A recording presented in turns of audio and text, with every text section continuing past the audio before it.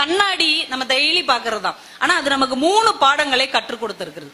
ஆனா என்னைக்காவது நம்ம அந்த கண்ணாடிக்கு முன்னாடி அதை உணர்ந்திருக்கிறோமா? முதல் பாடம் கண்ணாடி நமக்கு கற்றுக் கொடுக்கிற பாடம் என்ன தெரியுமா? நாம முன்னாடி நின்னோம்னா நம்ம குறைகளை அப்படியே சுட்டி காட்டும். கூட்டியும் காட்டாது, குறைச்சும் காட்டாது. என்ன குறையோ அதை அப்படியே காட்டும். இது மூலமா நமக்கு என்ன தெரியுது? நம்ம சொந்தக்காரங்கிட்டயோ நண்பர்கள்ட்டயோ ஒரு குறை இருந்தா உள்ளதை உள்ளபடியா சுட்டி காட்டணும்.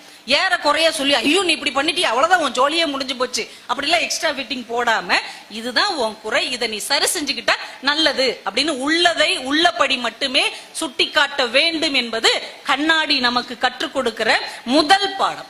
2வது பாடம் நமக்கு என்ன தெரியுமா? கண்ணாடிக்கு முன்னாடி நிற்கும் போது மட்டும்தான் அது நம்ம குறைகளை காட்டுமே தவிர கண்ணாடியை விட்டு நகர்ந்த உடனே அது மௌனமாக இருக்கும்.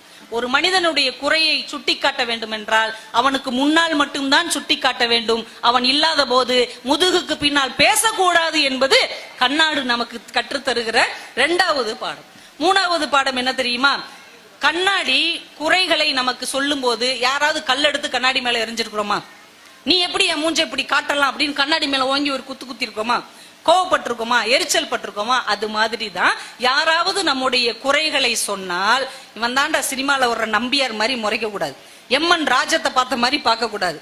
நம்ம கிட்ட அந்த குறை இருந்தால் அந்த குறையை சரி செய்து கொள்ள வேண்டுமே தவிர குறை சொன்னவர்களை எதிரிகளாக மாற்றி வெறுக்க கூடாது. கண்ணாடியை போல இயல்பாக இருக்க வேண்டும் என்பது கண்ணாடி நமக்கு கற்றுத்தருகிற 3 முக்கியமான பாடங்கள் என்பதை ஒரு கவிதை படிக்கும் போது நமக்கு இத்தனை சிந்தனைகள் விரிகிறது.